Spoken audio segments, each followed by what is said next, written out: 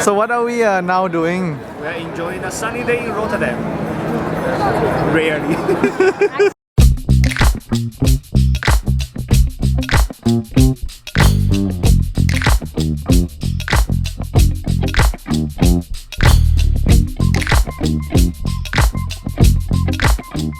This area is actually it was intended to build as a shopping street. So this was the first shopping street in the world.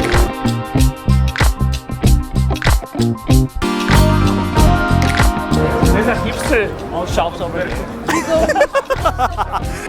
Even that side, everything's about shopping. Oh, shopping. In Dutch they call it koppen. Today, out of 7 billion people in the world, 55% live in the city. This reflects on our energy consumptions, especially fossil fuels.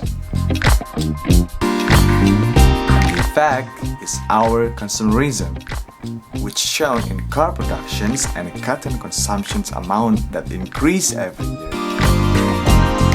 I remember how she said like how the city center evolved from the old generations of functions was what and now.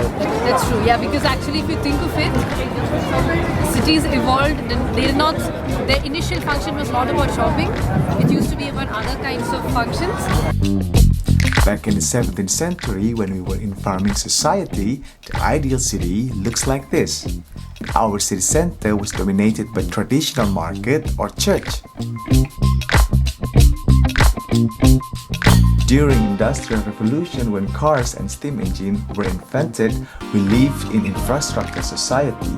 Ville radius is one of the planning ideologies that influenced the city at the time. And typical city centers were for factories or train stations.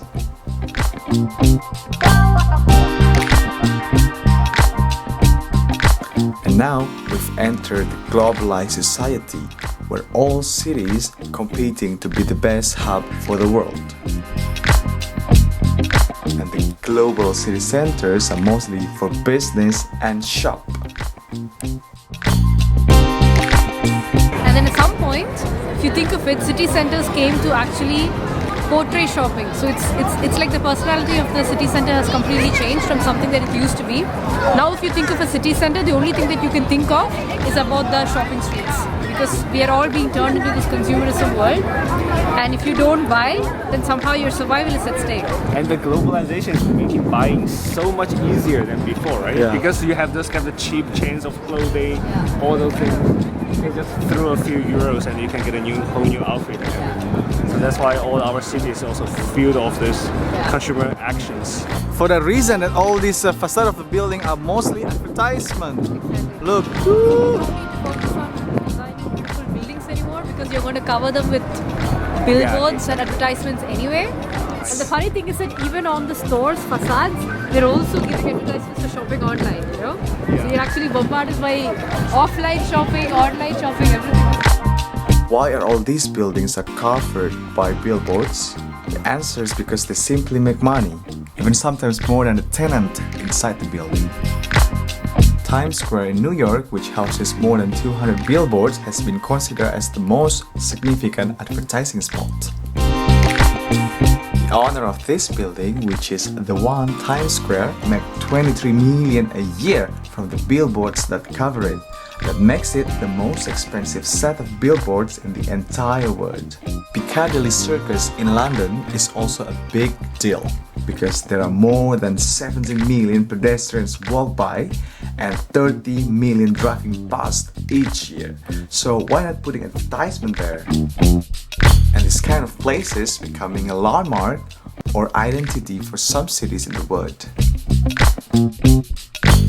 But let's think, what if in the future our behavior, our lifestyle change? We have less production, less consumption, because maybe fuel is gone.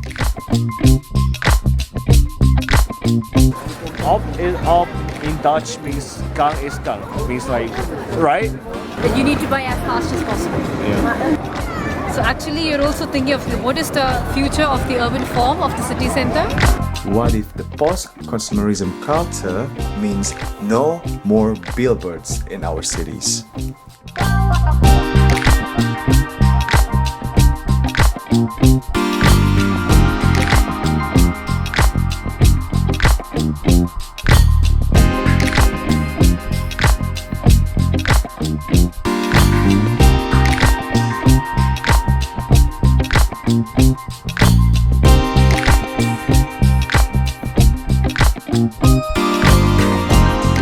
think? Is it better without or with billboards? Or maybe billboards not only symbol of consumerism, but also create attractiveness to our cities. Maybe we should just keep it like this,